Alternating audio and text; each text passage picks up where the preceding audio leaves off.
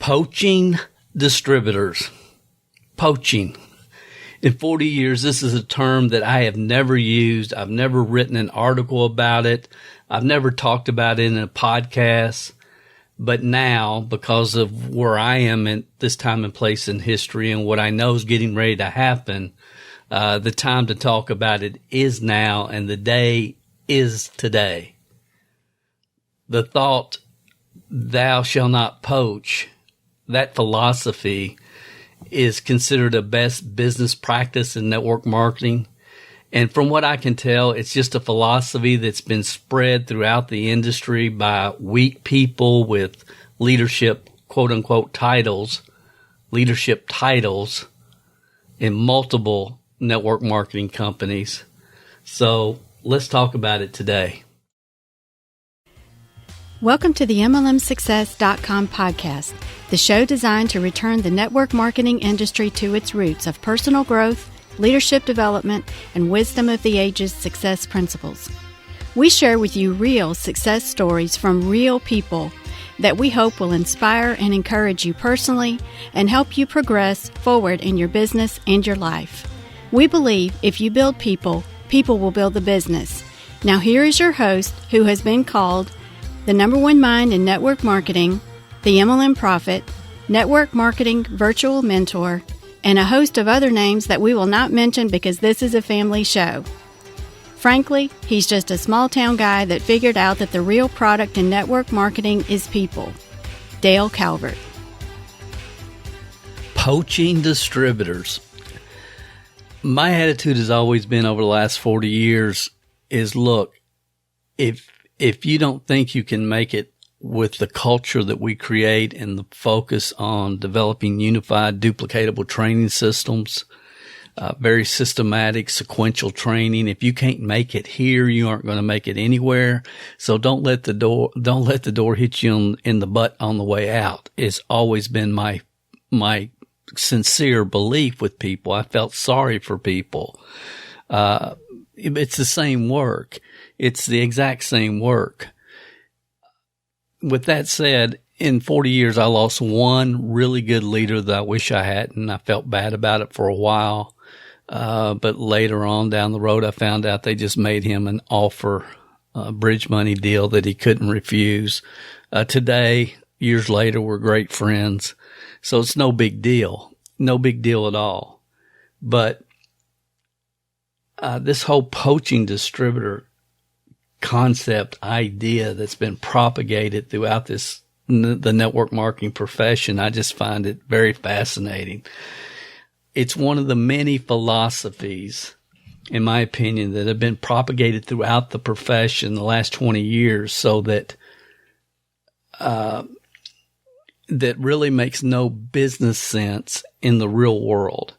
It's a philosophy created by weak people with leadership titles in hopes of being able to maintain their following. I've really, before this podcast, I've tried to do as much research and get as many people's opinion on the term poaching distributors before we record it. It appears that the mainstream philosophy in this profession is that if anyone at any time is communicating with another network marketer about an opportunity that could possibly help them, that's a no-no. You never talk to another network marketing about any tool, business, product, nothing. It's a no-no. That's poaching. Well, in the real world, if we just stop and think about it, say I'm a corporate manager at Kia Motors, and Lexus contacts me and offers me the opportunity that I feel could advance my career and provide a better lifestyle for my family.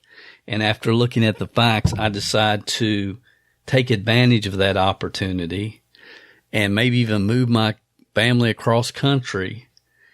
In the real business world, that is called common business practice. In fact, many companies hire headhunting firms whose sole purpose is just to add additional talent to their teams. This is how the real world works, but not in network marketing. The reason I decided to do this session is because based upon the conversations I've had the last week, this is going to be a topic that myself and many of my leaders and team members are going to have to really wrap our minds around and deal with over and over and over again, I'm sure, over the next few years. So I'm going to share with you a couple of experiences I've had over the years, and then some of my most recent experiences in the last week, namely with a Plexus Diamond Emerald Ambassador. A Plexus Diamond Emerald Ambassador with a cherry on top. I just added the cherry on top. Her name's Helen McFaden, and I sincerely think she's a perfect example of what quote-unquote leaders have become in the network marketing profession today. Those who are masters at developing followers. If you've listened to this podcast very much, you've heard me say dozens and dozens of times that in the real world, as Brian Tracy and others have said, real leaders don't develop followers. They have systems and team cultures in place to develop other leaders. I need to say that again. In the real world, leaders could care less about followers. They have systems and a team culture in place to develop other leaders. However, in today's network marketing world, we call anybody that can develop a social media following leaders. They aren't leaders. They're just people who develop social media followings. Guys, we got to wrap our brains around this. It's getting outrageous, as you're going to find out as we continue in this podcast. It's outrageous. I'm not against social media as a prospecting tool. However, in network marketing, duplication stops if your team is not able to do what you do. And there's a lot of people that have the communication skills, the personality, the pizzazz, the BS, the look to create followings in social media. Okay, there's other people that have all the tools, the transferable skills to do phenomenal working trade shows, have unbelievable success just doing meetups in different cities with different meetup groups, BMI or whatever. Okay, and I could go on and on. I won't. I think those are 3 good examples: social media, trade shows, meetups. But guys, if the majority of people on your team cannot do what you do, duplication stops.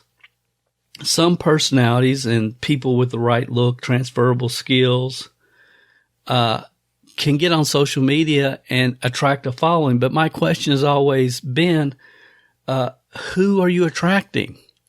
For the most part, the only people you're going to attract they're not going to be business-minded people. They're going to be those that like to be entertained and recognized. They like their virtual high five and shout outs. And it's about as valuable as watching cat videos on YouTube. So when business-minded people look behind the curtain and understand what's really going on and decide, I need to find a different culture and systems where real duplication can happen for people on my team, and they leave your team, you can call it poaching if you want. You can call it whatever you want, hijacking your team, whatever you want to call it. But we all know that the real problem is your lack of leadership. There's more to building teams, guys, in this profession than giving advice to people. And again, I hear this so much from so many people. They just told me, keep doing what I'm doing, keep doing what I'm doing. Or, hey, you're an independent contractor. Figure it out. I had to figure it out. And then the most common I hear over and over every week, you just got to post on social media more. You aren't doing 4 posts a day. You aren't doing 6 posts a day, and so on and so forth. It's unbelievable. Absolutely unbelievable. In the real world, duplicating teams and homegrown leadership is created by sequential, unified, duplicatable systems that average people, I call them the 27 percenters, can implement in the marketplace and produce results, as we've been teaching for 35 years. At some point you would think these people that are creating social media followers would realize they ain't the issue. I think we even did a podcast called You Ain't the Issue. You aren't the issue. You aren't the issue. Unified duplicatable systems that the 27 percenters can go into the marketplace and produce consistent results, consistent monthly results is what's going to create a team. So my first poaching experience, I've had several over the years. I really haven't thought too much about it because it just doesn't bother me. It is what it is. But, I can remember back in my Shackley days, probably my second year after I'd gone through my spiral notebook and contacted everybody, and I was running some ads in the Thrifty Nickel, and some guy down in Frankfort, Kentucky contacted me, and I went to his house and sit down at his kitchen table like I've done many, many times before with different people, pulled out my book, got to know him a little bit, and before I could start my presentation, he reaches in a folder and pulls out all this stuff about some company called Space Age Foods. First and only time I ever heard of it. They ended up going out of business, but obviously I realized real quickly he's not there. I'm not there for him to hear. He doesn't care what I have to say. He wants to show me what Space Age Foods is all about. I got out of there as quickly as I possibly could. And I thought, my gracious, what the nerve of this guy. I'm driving all the way down here. He's responding to my ad, and then he wants to just get me in his kitchen table so he could pitch me. Unethical. Then I remember, in Shackley, about my 4th year, I traveled to Harrodsburg, Kentucky, and met with a girl. Her name was Melissa. She had responded to a direct mail piece that we had mailed. And I sat down, did my whole presentation. She got excited. She saw the possibility. She understood residual income, got really fired up about that. She had just graduated college and was having trouble finding a job. And so she joined that night, got her distributor kit, got a package of about $100 package that we started people with. And she was supposed to be at our weekly training event on Thursday. She didn't show up. And that was before the days of texting and, being able to communicate with people real quickly and easily. And I finally got a hold of her, and she said, some things have come up. She said, is there any way you could come here next Tuesday? And I hadn't scheduled out my appointments for the week. So I said, I'll come back Tuesday. And she sounded concerned, like something was bothering her. So I just wanted to see what we could do, because I really liked this girl. I thought she had a lot of fire, and I thought she could do really well. Well, when I got there, she introduced me to her aunt from California who was in visiting. And her aunt, she said, Dale, I just want you to hear what I have found. And I thought, what? Not Space Age Foods again. But this girl was, she's a good girl. Her aunt was phenomenal. And we had a great conversation, and her aunt shared with me the Herbalife story. First time I ever heard the words Herbalife. She showed me pictures of the office in Hollywood, California, and told me about the success of Mark Hughes, the founder, and what he had done in the past as a distributor. And she had all kinds of before and after pictures and checks that people were making their first month. And on and on and on. And she said, Melissa is going to be the first distributor in the state of Kentucky, where nobody's in Kentucky yet. And she would love to have you work with her. She spoke highly of you, so on and so forth. Now, look, guys, if I knew then what I know now, I would have jumped all over it. First distributor in Herbalife. However, like many people that are listening to this podcast, I mean, I'm loyal. I had parents and people from my church and others that were dependent on me. We had no upline. My sponsor quit 2 weeks after I joined, and we're 3 or 4 years into building Shackley. I've got my bonus car. I've been to San Francisco, and I got people depending on me. And I've often thought about how things could have been different. Not that they definitely need to be, but how they would have been different if I'd caught the Herbalife wave. So I remember real distinctly. I mean, I was all gun ho, honestly, but because I didn't understand that the best move for me would be the best move for all the people on my team. Okay, there's a disconnect with people. There was a disconnect with me, and I see it today. There's a disconnect. People think, well, I'm abandoning my team. And my experience has shown, and again, communicating with a lot of people, that's really normally not the case, because if it's the best move for you, then it's probably the best move for them. And again, we could really get into that concept. I won't. But, I told her, I said, look, I can't do it. I have people depending on me. I've been doing this too long. Because we all fall in love with our first company, right? I was in love with Shackley, honestly. But from a business standpoint, getting involved with this company, and none of us knew what Herbalife was going to be. I mean, looking back, it's like a real huge mistake. But I told her, I said, look, I can't do it, but I think you should, because your aunt has more experience in direct sales, and she's obviously a leader than I do right now. And I think it's a great opportunity, and I think you should do it.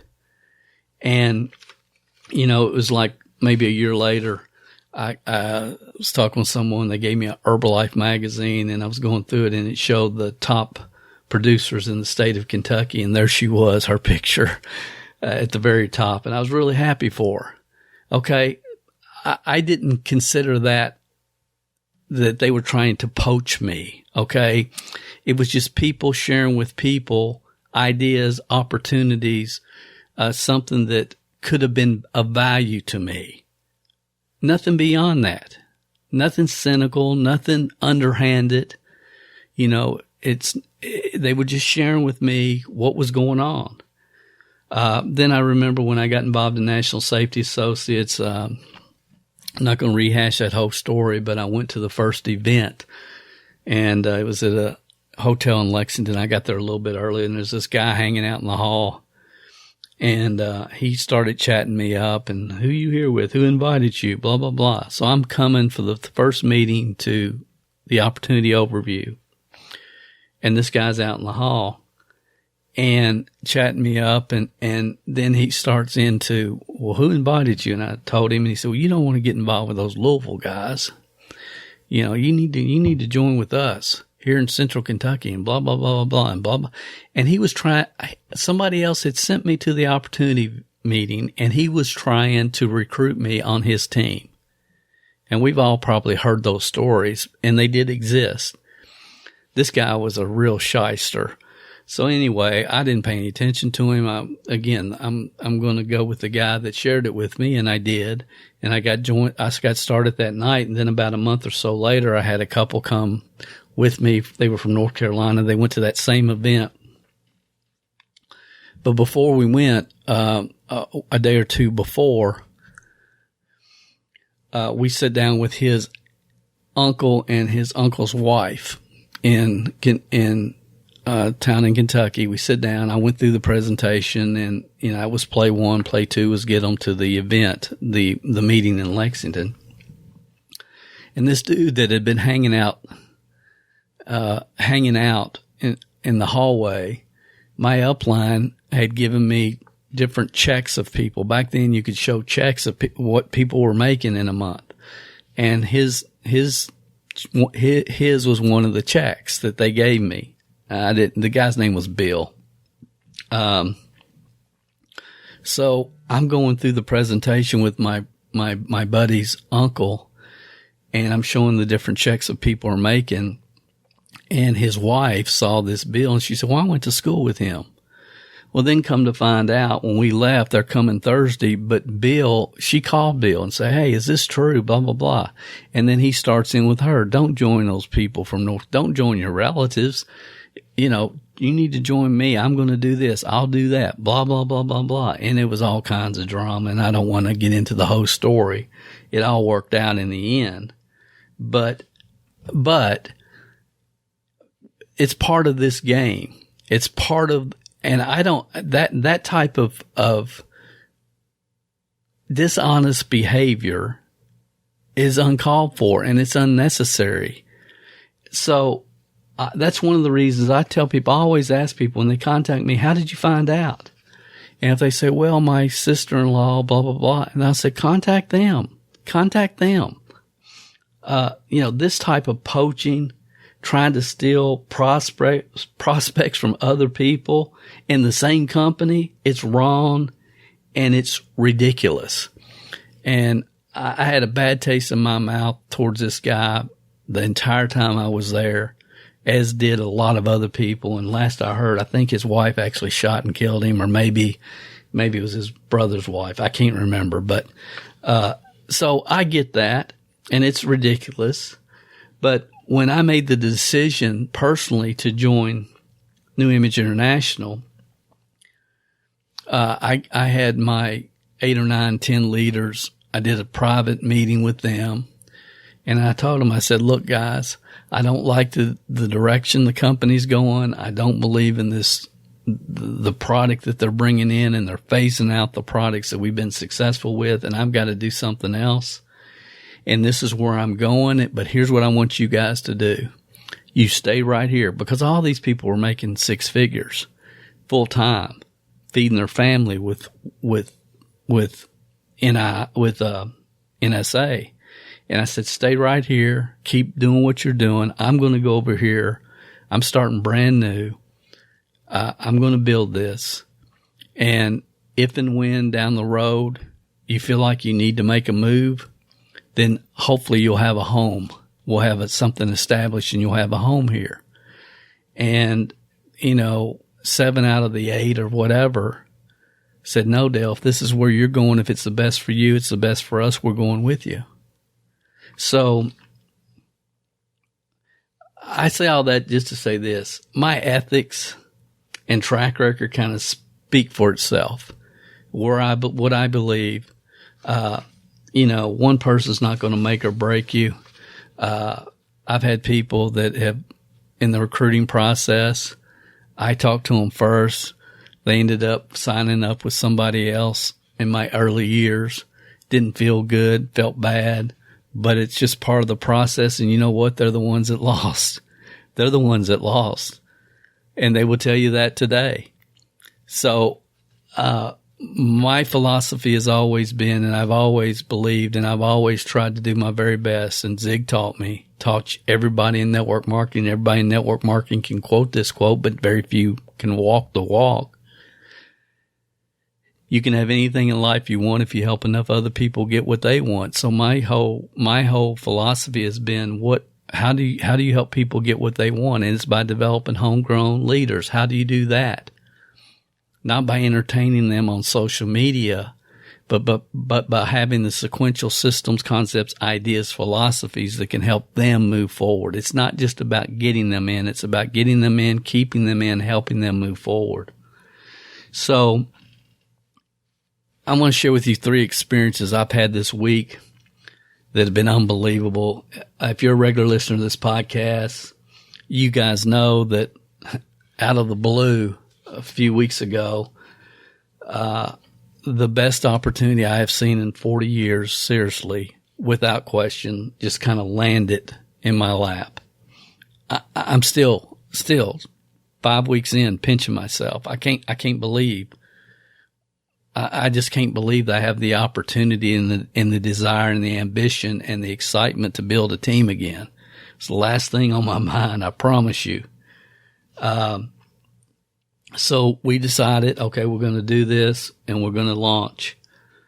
And, I made up several lists. One was 12 of the most experienced network marketers I knew that I would really enjoy working with. That was my first list. The next was a list of 80 people that I felt like were in the wrong company at the wrong time, but I felt like would be teachable and understood the concept of leadership development, that whole philosophy. And one of the first people I thought about when I'm thinking about who's in the wrong company at the wrong time was a young lady. We'll just call her Melinda. And I'm changing her name, but Melinda was a member of our MLM training club when I first met her, and she was kind of frustrated and burnt out trying to support her team. She had created momentum and success when she first started just based upon her own enthusiasm, work ethic, value-focused attitude, and her ability to shoot straight and not sugarcoat things. And, momentum is very hard to create and it's easy to lose. And I think she probably thought everyone had the same vision, work ethic, drive, and determination that she did, and really never understood how unique she really was. She's in more of a traditional direct sales company. It doesn't have a consumable product. And when I talk about the stars lining up, what she was doing, honestly, none of the stars were lined up. The company's been around forever, since 2003. The comp plan, I would say, is weak. The product is phenomenal. It's awesome, but it's not consumable. So the company has to always provide distributors with what we call a new little red wagon to play with every 90 days, 6 months or so.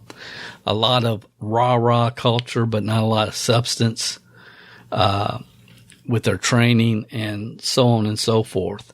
It's a lot of direct sales women getting fired up and getting business cards and going out and doing a little bit of business. And, most of them aren't making much money. And there's a few that can keep the troops moving forward that are getting wealthy. So she was one of the first people that I contacted, and she immediately responded. And when we talked, I found that she was going through some really rough times. Her husband and her had split up. She now found herself taking care of 3 young children. She was working part-time, thinking about moving to a new city, and really needed the income from her direct sales team to survive, to pay her bills, to feed her kids. So my initial thought was, and quite frankly, it still is, she's here for a reason. I contacted her for a reason.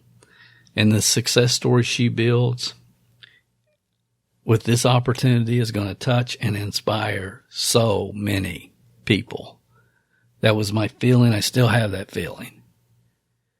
But when the word got out that she was building another team, her existing team members started to turn on her. And how many times have we seen this happen? The drama in this profession. It's ridiculous. It's like, you're leaving Kia Motors to go to Lexus? How dare you abandon us? I mean, it's ridiculous. It's ridiculous. But her upline called her, and I would say kind of threatened her and said, when the company finds out, you're going to lose your check, so you better be careful, blah, blah, blah. Then they start in on me how unethical it is for me to try to poach her. That's another term, or the term. and I had no business ethics and so on and so forth and blah, blah, blah, blah, blah. And there's probably things going on behind the scenes that I really don't understand or really don't know about. But my plan was simple. I'm going to help her and her kids every way I possibly can. I got her positioned in a good spot on my team. Right now, I mean, she's got over 30 people stacked down under her in one leg, I think in probably 30 countries, and a lot of volume. And then I found out, through more communication, she really joined just because it was me, and she knows me, likes me, and trusts me, which is always the wrong reason. Always the wrong reason. Really didn't understand the comp plan. And has kind of, after the upline call and the threats, for lack of a better way to communicate it, she's kind of disengaged a little bit. And I assume she's just in a panic mode trying to hold on to what she has. And I understand that because she has to feed her family. And I'm not sure how this is going to play out. I mean, I don't know right now. I know she's probably at a crossroads in her life. And I also believe she's with us for a reason, but I'm not sure if she understands the crossroads. It's always good if you can recognize the crossroads in front of you, better than getting down the road a few years, 3 or 4 years, and look behind you and say, oh, I was at a crossroads back then. I don't understand when someone decides to change direction and move in a new direction, that how people that you thought were your friends will shun you, talk bad about you, just because somebody has the guts to leave the drama and the cult-like atmosphere behind. It's kind of fascinating to me. I don't understand it. My mind can't go there where most people's minds obviously go. So I kind of really feel sorry for this young lady right now. I feel there's a great plan ahead for her. I hope she will re-engage and move forward as she can. I mean, she initially told me, I think it was like she needed $4,000 a month to get all in. And I know with the leg that's already been placed, and that she could probably accomplish that, pretty quickly with just a few 5-10 hours of focused work a week, doing the right things, doing the income generating activities. And then from there, I mean, the upside potential is 1,000 times better than she could have ever hoped for where she is now. I mean, I see this, for many people, but especially for her. I mean, I see all her dreams for her family, becoming a reality. So I feel sorry for those of you that are praying people. Please remember her. We'll just call her Melinda, and her three children in your thoughts and prayers. I know that we're going to build a team and culture where someone with her work ethic, drive, natural talents will absolutely thrive. And I believe she's at a crossroads, and I hope she recognizes that. I can remember years ago I was kind of in a similar situation, and the guy, when I was getting in the insurance business, and it's like, what do I do? And he said, honey, if you need the little check, that's all you're ever going to have. And I've never forgot it. So anyway, that kind of bothers me, that you got somebody that's trying to move forward and do better, and it's got a lot of stress just with 3 kids and COVID and everything else. And then, team members and people start shunning her and ridicule, and, Dale Calvert's a scumbag, and so on and so forth.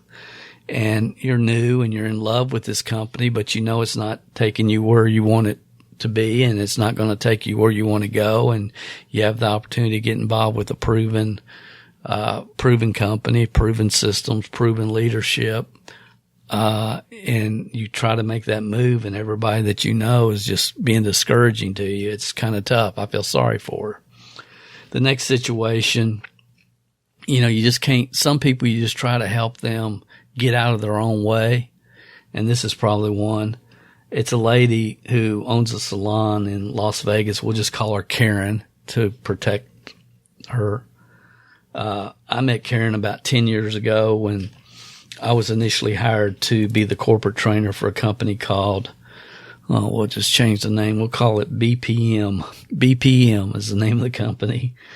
We first met, it was on a incentive cruise that the company had, and she was seated at our table. You know how they do assigned seats on some of these cruise ships. And I really liked her. She seemed like a solid person, hard worker, very value focused, very grounded. And I felt good about, it was just a really good, solid person. And, I ended up leaving that company when we realized really what a scumbag the owner was. And much of what we had, what he had pitched to me about the direction the company was going and investment groups and blah, blah, blah was all just a big lie. But anyway, I heard that she had went to Legal Shield. And honestly, that was kind of surprising. Legal Shield at one time was Prepaid Legal, and I'm not sure if they merged or just changed their name or what was going on. But Legal Shield's been around since like 1972 or 3. And if you're a regular listener to this podcast, you've heard me say many times, the more credible the company, the less of an opportunity exists with that company. The more credible the company, the less of an opportunity exists with that company. It's about timing. It's about being in the right place at the right time. So, when you're building a team, it's the same work. It's the same work. So why would you join a company that's been around for years versus a startup? And again, it's such a fine line, guys. And again, I hate startups. I don't want to have anything to do with a startup. I've seen so many companies that have come and gone that had huge upside potential. The product story sounded phenomenal. Everything seemed like it could possibly fall in place and that it had a lot of potential. We've all seen those. And then you say, well, I also want to see what it does. Well, then 5 years from now, it becomes an Herbalife or whatever. And you saw it in the beginning. Like I was at the first office when the office opened for A.L. Williams in Kentucky, the first one. I was recruited by the RSVP there. I could have gotten involved in that wave before anybody knew what A.L. Williams was. But the challenge is most of them don't make it through the first year. Very few make it to 3 years, and hardly none make it to 5 years. That's not a fun game. Now, if you hit, you can create wealth if you know what you're doing and you're willing to work and you know how to build a team and you care about people and you have the systems in place to develop your homegrown leaders. You can do phenomenal. But so I understand why a lot of people avoid startups. But like I was trying to tell her, look, I'm not talking about a startup here. I'm talking about an 8-year-old established booming European company with a proven product, a category creating product. I'm talking about leaders already making 6 figures monthly with this program. I'm talking about companies in 30 countries around the world. This is no USA startup. This is proven. It's proven. The track record is the track record. The only thing that makes it so daggone unique is that it just launched in North America. It's 5 weeks old. But you don't have to worry about all the traditional worries that you should have when you're working a startup because it's already in 30 countries, already doing 57 million plus a year. Again, it's amazing to me how people see things through the wrong glasses, and they think they're right. They think, well, this is a startup. I avoid startups. Guys, you got to get smarter sometimes. You got to look a little bit deeper. For heaven's sakes, look behind the curtain. But anyway, so I contacted her, and I'm just going to share with you the text messages, and then we can continue. it was just it's been unbelievable because, again, I've kind of told you my background with her and my feelings. And again, I didn't know her that well because we met on the cruise, and then it wasn't too long after that things started going south and we started realizing it wasn't what it appeared to be. And that's when the concerns started. So I'd only met her once. I think I'd picked her up, Donna and I picked her up at the airport, maybe in Memphis or Knoxville or something. She flew in for an event, but I didn't know her that well. But,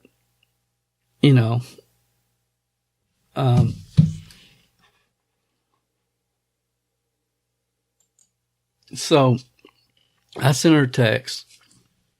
I said, "Hi, Karen. I hope all is well with you and yours. I made this 4-minute video for you this morning," and just sent the link. And then never heard anything the next day. See, my whole thing is I don't care if somebody likes it, doesn't like it. All I care about is if I know them and I feel like they've got the work ethic and the leadership. I just want to make sure they've seen it. Whether they join, don't join, none of that matters to me. I know it's exposure. I understand I'm looking for the right person at the right time in their life, and I respect that. But she didn't reply. But I do expect a reply, the courtesy of a reply. Next day, I said, "Did you see it?" Still no reply. Next day, "Karen, just tell me you have no interest and you have no curiosity. You've seen the video and we're good." And then I did a big red question mark, emoji, I guess they call it. So she said, "Hi, what? I'm sorry. What are you speaking of?" And so I just sent her the video again. And then after I sent her the video, it's like, "What is this about? What are you talking about? I've been in Legal Shield 8 years plus and still own my salon. I plan to retire in 2 years with Legal Shield. Thanks for thinking of me. You've been there 8 years and you haven't been able to replace your income and sell your business and retire as you'd planned on." So I'm thinking, okay. So I just said, "Look, if you're not making $100,000 a month, you should watch the 4-minute video. There's only 300 distributors in the U.S., but there's 252,000 in 30 countries around the world, and it's just launched." Now, see, business-minded people can look at that facts, and they see the facts. They don't. And people that haven't been around this industry very long, all they hear is blah, blah, blah, blah, blah. They don't have the ability to distinguish between blah, blah, blah and facts. So I try to keep it short, sweet. Look, if you're not making $100,000 a month, you should probably watch the 4-minute video. There's over 300, only 300 distributors in the U.S., but there's 252,000 around the world in 30 countries, and it just launched. See, that calculates with the people that I'm looking for, and I understand that it does. Still no response. So it's like, okay, I'm not, I'm 8 years Legal Shield. You just stay there and hopefully you can retire. But then this is my close. I said, "Just send me your postal mailing address and I'll get some samples in your hands." Didn't hear anything. I couldn't believe it. So I said, next day, "Address, question mark." Still not responding to me. So it's like, now I'm kind of, what? So then I said, then I had like a leader, big leader from Legal Shield that joined our team. So I said, Legal Shield leader just joined us. He could have been on your team. And you know what? He could have been. He should have been. Because we're only building 2 lines straight down, so everything's being stacked under somebody. And then I sent her the screenshot where Don and I were the number 1 recruiters in the world our first month in the program. And I thought, well, this is it. She won't even give me her address. Let me come back. Since she loves Legal Shield so much, and let me just let her know that big guys just joined us. And then here it starts. Who would that be? With the residual income Legal Shield leaders are making, there's no way they would give up on their Legal Shield business. I can tell you that. I probably know him or her. Who is it? I'm just not into doing health and wellness anymore. I think they need, and the cost for legal is much greater than anything else right now. Plus, they can buy products anywhere, and also nobody likes to take health products. For the most part, they don't even care. I got tired of trying to convince people to take care of themselves. Well, I should have just let it be, honestly. So then I go on. You'll find out soon who the Legal Shield person is. We have top income earners from multiple companies that are joining us, and that's the truth. If you think we're marketing vitamins, you obviously didn't watch the video and don't understand that we have a category creating product that nobody else has or will ever have. Listen, Karen, I sent the text for you, not for me, and that's why I showed we were the top recruiter. Legal Shield has ran its course, and it has, and any logical thinking network marketing pro that's been around any time at all will tell you the Legal Shield has run its course. It's had its day. And then I just told her, look, stay where you are. Watch what happens. I tried. And that's my only focus. I tried to help her. Okay. And at this point I'm thinking, well, maybe my perception of her was not what I thought. P.S. If you have a chance sometime, listen to momsuccess.com/story 197. And that's where I kind of really talk about timing and all that. Some of you may have heard it. And I said maybe in 10 or 20 years from now, if an opportunity of this magnitude comes around again, you won't miss it. And I'm done. Okay? But she won't let it die. I know what you're trying. I know that you're trying to get me to look, but I am loyal to Legal Shield and we have not ran our course. Are you kidding? We've grown about 40% since the whole stupid thing started. And that's her words, not mine, stupid thing.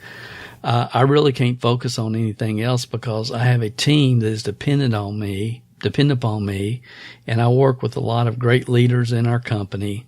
I'm a builder, and here's the term. You wouldn't like it if somebody was trying to poach me out of your organization, would you? Poaching. So again, see, when you combine all this misinformation and these paradigms and these philosophies and these best business practices, when people get indoctrinated with this, sometimes they miss opportunities that are so clear right in front of them and they can't see it because in her mind, she really thinks I'm trying to poach her. I'm not. I'm really not. And honestly, at this point, it doesn't matter to me at all. I just had thought about her because I liked her and I thought she had a lot of the traits that I look for in people. But my gosh, stay where you are. You've been there 8 years. You're still not full time. You haven't retired. Just keep doing it. I'm glad you're loyal. It's like, come on. And then I said, I sincerely don't need you. And I think you need to stay where you are. And I mean that. And I'm texting this.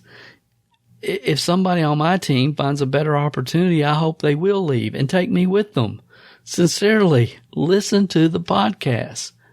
P.S. You do know that Legal Shield back in the day was called prepaid legal, right? Listen to the podcast and best of luck in the future, Karen. So I'm done, right? No, I'm not done. Of course, I know that Harlan Stone Cipher was like a father to me, blah, blah, blah, blah, blah, and all the great leaders. Too bad that started the company. Too bad they're not with us now. It's unfortunate they've gone on, but they cloned themselves in my mentors, the team leaders, and I'm very happy. Our rights are being taken away every second of the day, and there's so much fat butt people in the world. Nobody wants to take care of themselves. They all want to argue and get meds and crap like that from the government. People send me stuff every single day. I don't jump around. And the only reason I left PBM was because of the owner's infidelity and dishonesty. Honestly, I'm getting just burnt out with this at this point, but you can see the mentality in which what I'm dealing with. You can see people by the words they use. You understand where they're at. So I said, look, I respect your loyalty. That's why I sent the text to you to begin with. To miss the launch of the biggest explosion this profession has seen in over 20 years because of loyalty makes no business sense to me. But I still respect loyalty. Please, Karen, just listen to the podcast. By the way, I left PBM before you did for many of the same reasons. And I left a lot of money on the table when I walked out. I know what's getting ready to happen in the USA. Just remember, you heard it here first, and listen to the podcast. No need to respond. And we're done. So again, some people you cannot help get out of their own way. I mean, why are you in business? Are you in business so you can have a bunch of people that you can be on their tribe and be loyal to? Are you in business to maximize your upside income potential and still have a great group of people that you can hang out with and be loyal to? Only it's real fun when people are progressing monthly and making money along the way. It doesn't get much better than that. It sincerely doesn't get much better than that. So this brings me to my feature of the month, follower gatherer of the week, Helen McFaden. As you know, Jim Rohn says, never mistake sincerity with truth because some people are sincerely wrong. I've always tried to give people the benefit of the doubt, but at some point, every 3%er, quote unquote, network marketing leader, I need to really drive this point home because this is real important. So at some point, every high performance, quote unquote, leader, people we call leaders in network marketing, I call them 3%ers, realize that what they do and how they do it and teach it will never be duplicated by the 27%ers. See, 70% of the people are going to die broke. There's nothing me, you, anybody can do about it. It all has to do with their programming. And it's sad, and most people will not take the time to reprogram their mind. So again, I don't want to get into that. The government tells us, life insurance tells us 70% die broke. 3% get out of my way. I'm going to go make it happen with the skill sets, mindsets that I have that are comfortable for me to implement in the marketplace. 27% of the people, which is the majority of network marketers, are good, honest, hardworking people. Okay. The problem is 3%ers are trying to teach the 27%ers how to do the business. So every 3%er at some point, they're laying in bed at night, you know, a 2x4 hits them. It's like something falls out of the sky. And I've had too many conversations. I know it's true. Every one of them at some point come to the realization that what I do and what I'm comfortable doing and what I do well, my 27%ers on my team are never going to be able to do what I do and duplicate what I do. And once they come to that reality, if they continue to do what they've always done, the way they've always done it, because it's natural and easy for them, then in my opinion, they step over the line. They step over the line because they know that they were in the right place at the right time and lightning struck and they got lucky, or they had trade show experience in corporate America and they were able to maximize that experience in the network marketing model or social media or whatever you want to talk about. It is the responsibility of leadership to provide systems that help the 27%ers grow, learn, progress, and move forward. Yeah, and I think Helen McFaden is a great example of what this industry has become. And the number one reason why network marketing has lost all respect that we once had back in the mid-90s. You know, I think about Success Magazine when it was really Success Magazine and not a pitch book for whatever network marketing company paid to be on the cover. Back when it was really Success Magazine, back in 95, and they had the cover, We Create Millionaires, how network marketing entrepreneurial elite are building fortunes at breakneck speed. For those of you that have heard my trainings over the years, you've heard me talk about when a movement gets away from its core fundamentals, there's always unintended consequence. If you haven't heard that, mlmhelp.com/critical. Important. So you've heard me say that 1,000 times. It's based upon the core fundamentals. And when you get away from those, because you have special skills, transferable skills, there's unintended consequences because you are not the issue. It's why at the end of every podcast you hear us say, if you build people, people will build the business. The network marketing profession is full of people I call Elvises. They like to be in front of the group. They like to lead the cheers. They like to do the rah-rah and perform. And these people have never really considered what does it really take to help people develop their personal internal leadership abilities. So I want to share with you the message I received from Miss McFaden. Please understand that probably a couple of years ago, we're going to be talking about a lady named Beth. Probably a couple of years ago, Beth took the time to write me a super nice note and mail it to me, sharing with me how much the podcast had meant to her. I keep all those in a binder, but honestly, I'd forgotten about this particular one, but Dawn had, I think, communicated with her over the phone at one point and remembered her. So from my perspective, this is what happened. Since the word's gotten out that I'm building a team again, I have people, contacting me daily requesting more information. And see, what I have to figure out is this somebody that's looked at the comp plan, understands if I can get in one of Dale's lines, I'm going to have a line built to China just because I'm with him and I'm trying to jump in my back pocket? Or is it somebody that is sincerely ready to maximize their full leadership upside potential and get in a culture that will help them develop their second and third and fourth wave of homegrown leaders? So Beth sent me an email and I sent her some information and we scheduled a time to talk, and we talked, and I could tell real quickly that she was a true student. She had really listened. And as you've heard me say many times, the best teachers are first-grade students. Great leaders are first-grade followers. That's when, again, they didn't take the great students are first-grade followers. And again, I could go down so many tracks. I'm trying to stay on topic here. But she wasn't typical.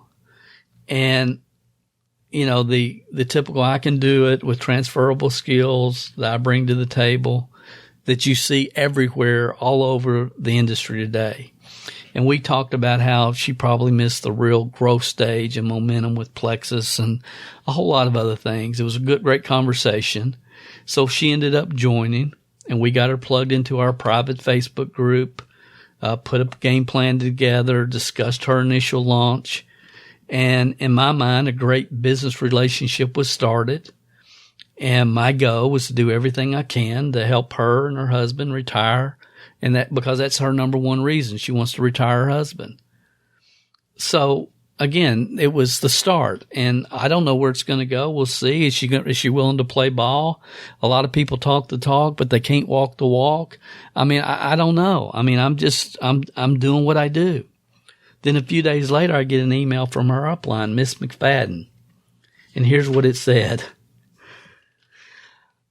I am a Diamond Emerald Ambassador with a cherry on top with Plexus Worldwide. I added the cherry on top. I am a Diamond Emerald Ambassador with Plexus Worldwide. I have been in network marketing for almost 3 decades. Then you should know better. Let me just stay on task here. My friend Beth Rodriguez of 34 years, who has been on my Plexus team for over 6 years, decided to grow her business this year after leaving her full-time job early in 2020, told me yesterday that you reached out to her a few days ago and asked her to join your network marketing company. 1,000% untrue. Apparently you mentor many people in our industry and are a man of integrity. Question. Last time I checked, poaching people, there's the word, guys, poaching people and offering to build a downline under them is anything but ethical. It makes people loathe our industry. I cannot stay on task. I'll tell you, Miss McFaden and all the rest of you 3%ers that are out there doing what you do with your transferable skills, creating your following, that's what makes real business-minded people loathe this industry. That's it. Business-minded people look at what quote-unquote network marketing leaders do, and more importantly, what they're not doing to help people truly progress and grow and learn, which can only be done sequentially and systematically, and don't have a friggin' clue how to make that happen. They just know how to lead the cheers and high-five the rock stars, and that's why people loathe this industry. When Success Magazine came out and said we create millionaires, this industry was admired from afar by a lot of business-minded people because they understand the skill sets, mindsets it takes to lead a true duplicating team. Anybody can lead a bunch of followers. Anybody can do that. But to create a duplicating team of homegrown leaders takes a lot of skill, a lot of effort. Anybody can just lead the cheers. So that aggravates me. Let me continue. It is what makes people loathe this industry. You don't have a clue. And as a woman of integrity, I have spent much of my network marketing career trying to model to people how network marketing should and can be done, and you can actually be successful without those tactics. I'm saddened to hear your business practice, and I am very sad to lose my BFF and level 1 ambassador to her. I am very sad to lose my BFF and level 1 ambassador to her Plexus dream, as she was lured over to you and your promises. You should be ashamed of yourself. I will make sure to let everyone know that what you preach and who you really are not aligned with all your mentoring and business coaching. You should have at least coached Beth to have a conversation with me before making the decision to leave Plexus, and you shouldn't have begun putting people under her. What? Oh my gosh. And you know what? This is really where this is what she thinks. It's sincerely what she believes. See, people have the uncanny ability to tell themselves what they want to hear, tell themselves so they don't have to look in the mirror. They don't have to look at the facts of the matter. They just twist it as they want it to be, with even if it has no reality of the real situation. And when you do that, how do you ever grow beyond? I mean, the obvious answer is, why would someone with as much drive, determination as Beth, why would she leave my team? What can I do better? It's unbelievable. Oh, I should have cleared it with her first. I should have made sure she goes back and has a talk with you before she leaves. It's unbelievable. This is one of the, it's so crazy. It's almost scary. So I just said, thank you so much for your message. You've given me great content for this week's podcast over at MLMsuccess.com. Poaching is a network marketing term created by weak people. My response to you personally will be on this episode. You should really get your facts straight before you throw accusations you know nothing about. For the record, I didn't contact Beth. She contacted me. This is my promise. I'm going to go after every Plexus distributor I can. You went after the wrong guy, Helen. Sleep well, Dale. And the reason I'm going after Plexus is because if this is the type of leaders they have, which all indications this is kind of the norm, not just in Plexus, honestly, but in every company, there's a lot of really good people like Beth, I'm sure, in Plexus and many other companies that really, really need to break away from this and get the training, the support, the direction that they need to move forward and fulfill their dreams. When it's all said and done, Miss McFaden and those like her, which is basically everybody, when they refuse to take personal responsibility, when a one-time committed, loyal, intelligent, business-minded person leaves their team, what are they ultimately going to end up with? Nothing.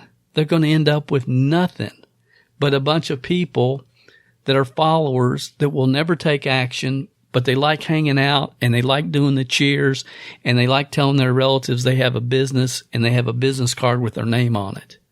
You end up with a bunch of social club members because real leaders see behind the curtain. They understand what it takes. They understand that what you're doing and what you're teaching will never duplicate.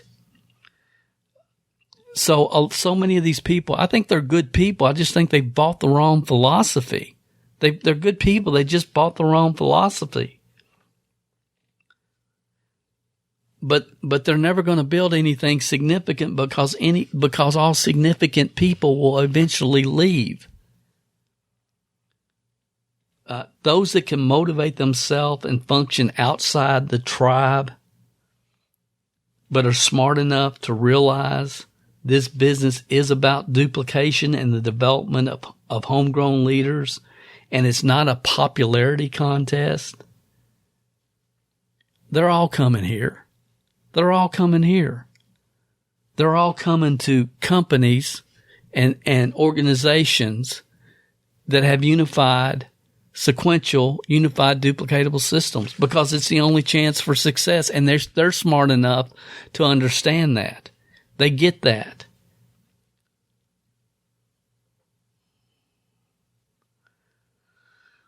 So I could go on and on. I think right now, really what I want to do, this is just, it's disturbing for me on so many levels. And again, you're hearing my side and her side. Let's just hear what Beth had to say to Plexus and her Plexus upline, downline, sideline. Let's hear what Beth had to say about this situation. Very good, close, fun friend, Penny Dubeck. She was my first builder with Plexus. We did a lot of fun things together, fun events and videos, and oh God, we just had so much fun. Anyways, she unexpectedly died last week. She died alone at her desk at 1:00 in the morning of a sudden heart attack. And that hit me really hard. That could be me. That could be you. That could be my husband who works so hard. And my life would be turned upside down if that happened. And I started thinking how I need to retire him. I need to work harder, smarter, differently than I ever have in my life. And so with that, I'd like to say thank you so much to Plexus, the One Plexus family, to my best friend Helen that got me into this company years ago. We got in for fun. I was not going to work the business, and I ended up doing that. But unfortunately, although it was a great fit in every other aspect, it wasn't for me financially. The business module for me didn't work. It works great for other people, and I am happy for them and more power to them. But I need to make this change for myself and for my husband and for my family. I need to make that scary jump out of Plexus. I prayed and prayed over the next few days of what am I going to do? I don't want to go back to corporate America. I don't want to build someone else's dream. And I need to make money in a meaningful way. I need to do that for my family, for my husband. I was cleaning my house, gloves on, deep into sinks and toilets, and I was listening to a podcast. And this podcast series I had dedicated myself to listening to over the last 2 years. I really enjoyed it. And something, all I can say, it was divine intervention, that I heard something at the right moment, at the right time. And I ripped off my gloves, grabbed my phone, and sent a compelling email to the author of that podcast. He called me the next day, and we had a great 40-minute conversation about where I'm at, what my goals are, what I'm willing to do for that. And by the grace of God, he accepted me into his program to build a company that is 8 years old. They are in 50 countries worldwide, and he's been the leader to launch it in the United States. And now this girl's on that team. So all I can say is thank God that there is an answer, and it's with the right person at the right time. So I'll be doing that, but you won't see much of it on my Facebook or my social media. I'm not going to spam my friends with it on my social media. So I know you're all saying thank you. Maybe I'll get my friends back. Anyways, all in all, I just want to say thank you again, Helen. Thank you to Plexus for my past chapters, for everything I've learned, for all the fun we've had. It's just a business decision. It is nothing personal. For all my other friends and family, thank you for supporting me in that past chapter and in that journey. And I do appreciate your love and support with this new one in my life. I'd like to just end by saying a quote that I read again, Divine Intervention, by Socrates. The secret of change is to focus all of your energy not on fighting the old, but on building the new. And that's exactly where I'm at. I love you all. I wish you a great September, a wonderful fall, and don't be afraid of change. So there you go. That's from Beth in her own words, the video that she sent out to her Plexus team. And my question, guys, it's real simple. How could any leader, and again, I use that term, especially in network marketing, very loosely with quotes around it, but how could a leader not and supposedly a friend not support someone who decides, you know what, I know you're at Kia here with me and you're my upper management, but I've got this tremendous offer from Lexus and I've evaluated it and prayed about it. And I think this is the move for my family, and they make that move. How could someone who's supposed to be a friend not support it? And in the real world, how could that upper manager then go to Lexus and accuse the upper management of Lexus of everything they can think of to try to justify? All it is a justification of their inadequacies as a leader. That's all it is. So it just kind of blows my mind, and I have no doubt that we're going to be facing this a lot over especially the next 12, 18, 24 months, because it is what it is. I've been doing this a long time, and when I say it's the best compensation plan, product, story, track record, owner. When I say all the stars are lined up, daggone it, I mean it. This is not blah, blah, blah, blah, blah, blah, blah, blah, blah. This is the real deal.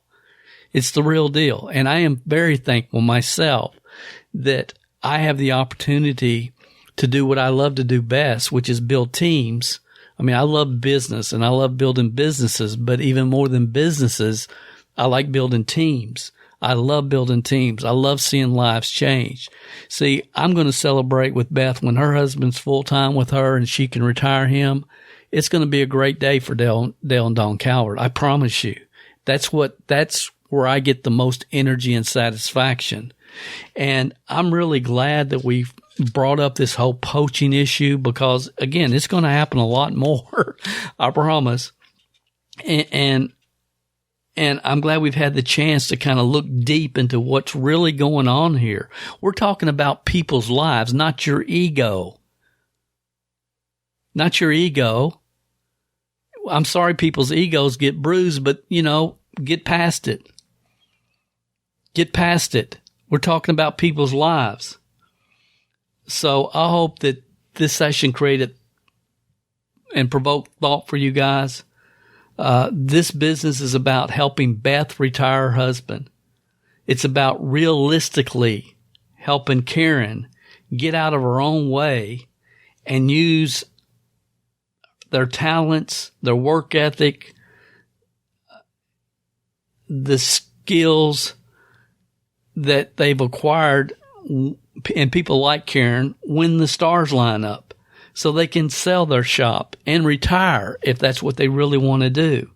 It's about helping single moms like Melinda break out of the cult and leave the drama behind her and build her dreams for herself and her 3 children with the right culture, the right opportunity at the right place in history. Network marketing is not here to feed the egos of the 3%ers. It's here to impact families and generations of people. Help them become what they were designed to become. I applaud people like Beth and many more who, they fall in love with their first company and then they have enough belief in themselves and faith to make the pivot and take what they've learned and apply it in a proven leadership development culture. Guys, we developed over 200 six-figure earners on our personal team. It didn't happen by accident. I promise it didn't happen because I'm somebody that loves to just tell people what they want to hear and throw a lot of fluff and smoke at them, smoke and mirrors at them. I am what I am. I do what I do because I understand the life-altering power of this business model because of what it has done for me. I mean, many of you know I was living in a little 600 square foot house driving a beat-up Chevette, 20-year-old snot-nosed kid when I started. I didn't have a clue what I was doing. My sponsor quit 2 weeks after I started. I understand the path. I get it. I've traveled it. I've traveled it myself, and it hasn't been easy, but daggone it, it's been worth it. It's been worth it. And I want to help people travel that path. That's why I do what I do and say what I say. So again, I applaud people that like Beth and people that have enough self-confidence to break out and get plugged in and to recognize, hey, this is an unbelievable opportunity and it's a great culture that I can be involved with, and we can change a lot of lives and make a huge impact, not just for my family, but for many, many more families around the world. If you're a leader who loses people who's afraid of getting your downline poached, raided, or whatever term you want to use, until you're willing to take responsibility for developing the sequential systems and culture, your team will always lose business-minded people who have the ability and the courage to look behind the curtain. You're always going to lose them. This is Dale Calvert. I'll talk to you next week on another session of the MLMsuccess.com podcast. If you haven't gone over to iTunes yet and rated and left this podcast a review, what are you waiting for? At Calvert Marketing Group, we want to spend our time on the projects that we know are providing the most value for our clients and customers. You leaving us a review and feedback on iTunes is something that helps us more than you realize. And more importantly, it helps others like you find us. So if you've not taken the time to rate this podcast, please go over to iTunes and do that for us now. It will only take a couple of minutes out of your busy schedule. Work harder on yourself than you do on your business, and we will be back next week with another inspiring success story, wisdom of the ages training, or answers to your questions.